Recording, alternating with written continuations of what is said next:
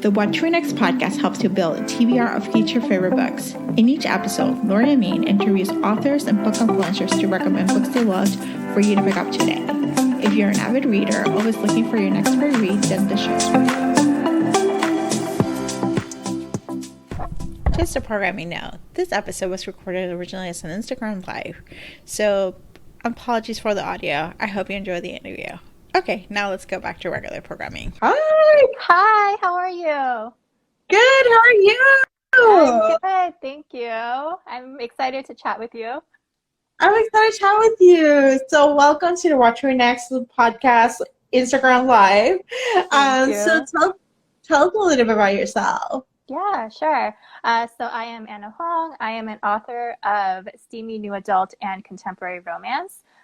So my books, especially with my later series, they tend to have more of like alpha heroes, like steam with a little bit of suspense, not necessarily dark romance, but they tend to have darker themes. And I have 7 titles out, and my 8th one will be out, Twisted Lies, in about a week, which is crazy. But yeah.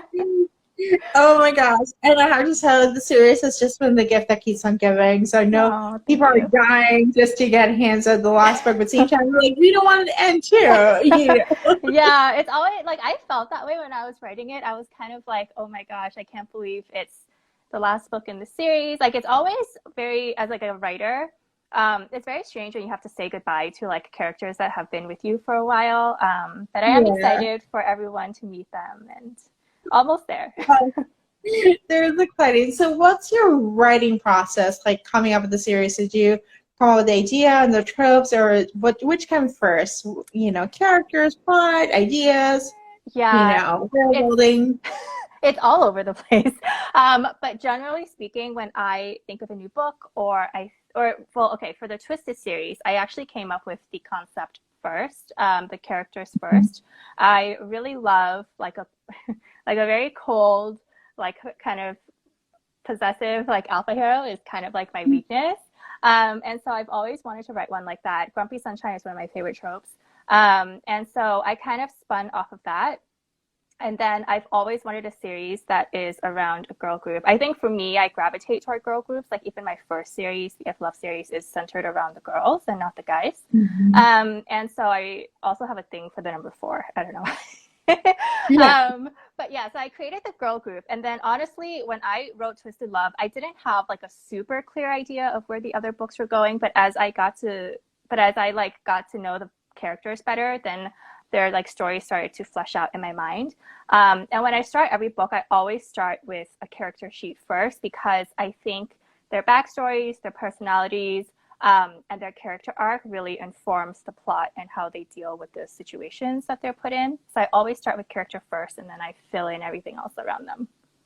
I love this. And sometimes the characters will tell you what they want to do and what they don't want to do. Yeah, exactly. I'm like the way Jules from Twisted Hate and the way that like Ava would handle a situation from Twisted Love are like completely different. Like I cannot give them the same plot. Yeah. Yeah, and I think that makes it more unique. It's like you're allowing the characters to tell you, to inform the process, and it creates a unique story for each one of them. So getting to know the character, and assume that it's like the first round of edits is like just getting to know the character, and then like second round, like, now that I know you, let me fill in the blanks of so action that may have it. Yeah, no, that's so true, and it's usually why my first draft is like a complete mess. Like I would go back after I finish. So like when I write, I don't write linearly, or at least I don't do like a full draft. So my first draft is always a skeleton draft. So I will write as fast as I can to get to the end, even if that means I have to skip over certain scenes. Like I will just write, and then if I hit a scene where I don't know what to put in there, I'll put insert placeholder, and then I go back and I fill it in. But even in that filling in process, I would have already gotten to know the characters so much better. Like sometimes I end up having to scrap like entire chapters because I'm like, this is not working for them. So the editing process is always intense. Yeah. Oh my gosh, I love this.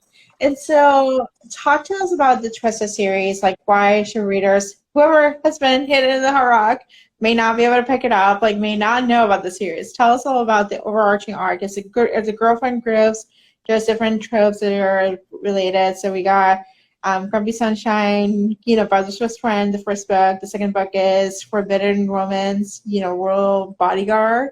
Yeah. Book 3, which were based on book 1, we knew book 3 needed to happen. Yeah. And like an enemies with benefits thing. Yeah. Yeah. Yeah, it's, it's a series of interconnected standalones. So technically, they can each be read as a complete story. But if you read the series, you know that in each book, there are sort of like spoilers and Easter eggs for both like previous and later books. And so basically, they're all just kind of about people falling in love with sometimes the most unexpected people, or people they didn't necessarily want to fall in love with. But I always try to give them as much of like the real emotions that I think that people can relate to. Like I think Bridget's theme of loneliness, or like Jules's thoughts of, not necessarily being good enough, and the way that they deal with their trauma and their past to find happiness with each other, I think in the end is always something that I have wanted to kind of portray in my stories. I love this. And the books are coming in audio. So we got Twisted Twisted audio. Twisted Games is coming. Twisted Games audio is coming June 28th. So it's coming 2 days before the Twisted Lies release. There's a lot happening in June. This is so exciting. Yeah, I feel like, it's like expanding, being brought in, more people can actually read this book. Yes, I know. There's a huge audiobook audience, and I personally don't listen to a lot of audiobooks, although I should. But I know like some people love audio. It's just very convenient for them, and like some people don't read ebooks or paperbacks at all. Like they just listen to the audiobook.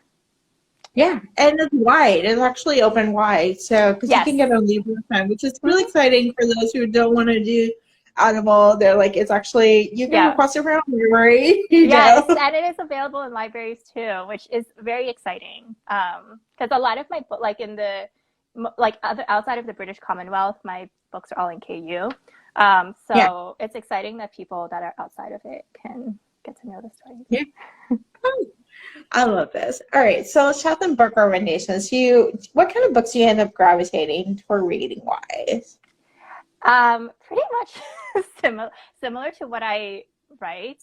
Although I will say it depends on my mood. I'm a mood reader. So generally speaking, like right now, for example, I do tend to gravitate toward more like the darker themed romances. I have been struggling a bit with contemporaries recently. I don't know why. Although I'm sure I'll get back into a contemporary mood. And then sometimes I also have like started getting into thrillers and fantasy. One of my favorite series is an urban fantasy like series, which is Alana Andrews' Hidden Legacy series. Yeah. So good. Yeah, it's so good. So good. And Ruby Fever is coming out later this year, which I'm so excited because I feel like I've been waiting a very long time for that book because she's trad pub. But yes, so I honestly read across all the genres, but right now I do tend to gravitate more toward like the darker romances, psychological thriller, and the fantasy right now. So actually, I've been reading some this summer, and so I ended up picking up as Emerald Blaze, and I had an arc for Ruby Fever, and I read them back to back. Yeah, and it was just like such a good series, and I'm like, I need 3 more books of these. Yes, and I need to do them like very quickly. Yeah. Like not wait a year, 2 years waiting for them. Like no, I need them like on a regular basis. Yeah, I need you to publish at an indie pace, like every couple of months. Yeah, every couple of months. Get on the schedule. I know it's a lot of work, and you're doing other series. I know, but they're so good. They're so good. I love them. I started reading for them, I think, in like 2020.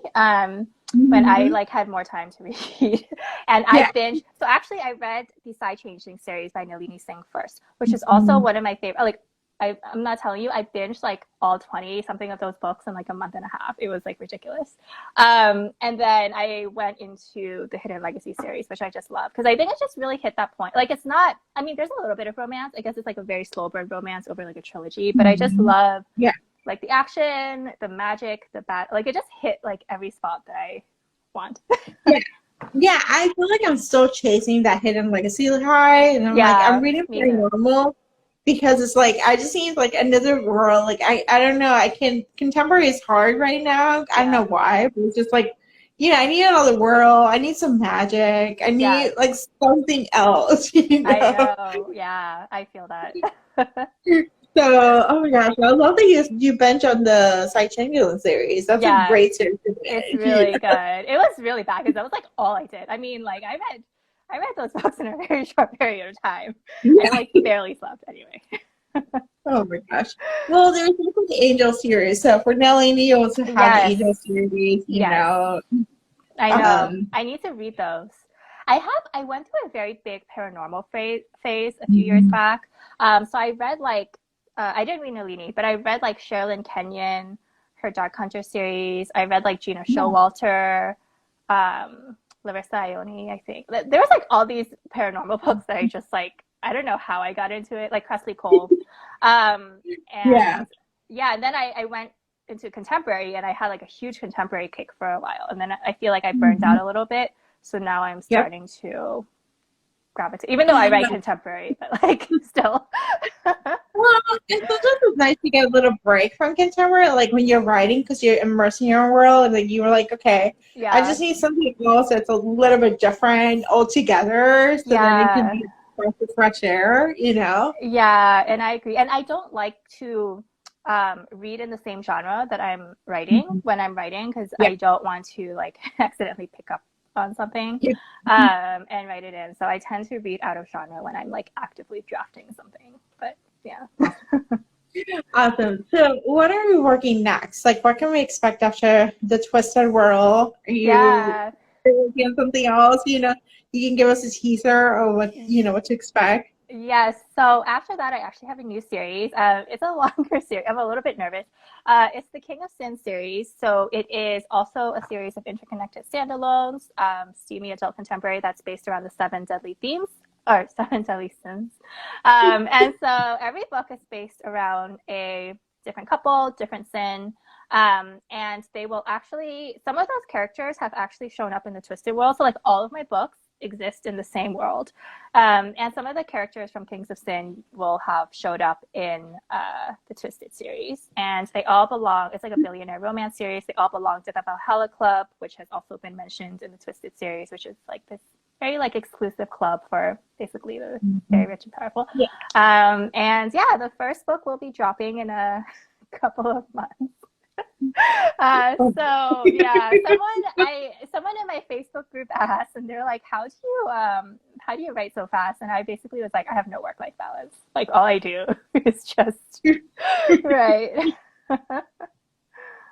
It's understandable. Honestly, you're giving us what we need, so so I know it's hard. I know when you were like, okay, but I need like a break. I know. It's hard. I know. I'm like, maybe I'll take a break. I'm like, well, when the holidays come, I'll take a break. I'll go home. Yeah, yeah, yeah. Yeah. So, oh well, congratulations on your success. Thank Congratulations you. on the audiobook deal and like the books and all the different things. And I'm excited for what to come because this is very exciting and I love that it's Thank all you. set in the same world. So tell us where you can find you online, your website, your social media, and whatnot. Yeah, you can find my website is www.annahuang.com.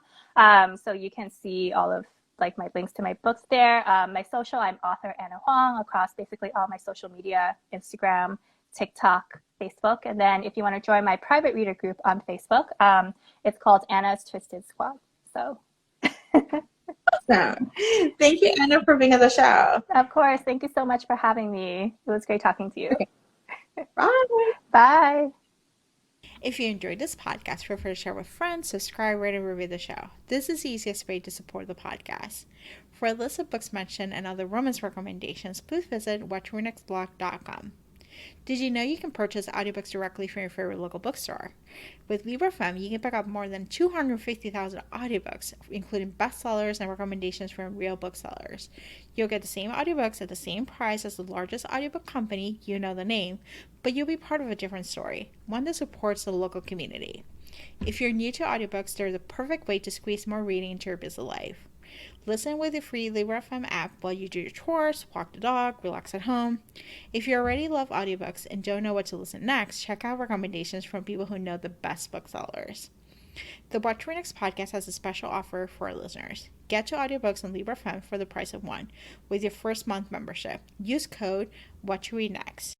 The offer is valid only for new members in Canada and the US. The What to Read Next podcast is part of the Frolic Podcast Network. Please visit frolic.media/podcast to discover new shows to tune in. Thank you so much for listening and have a great day.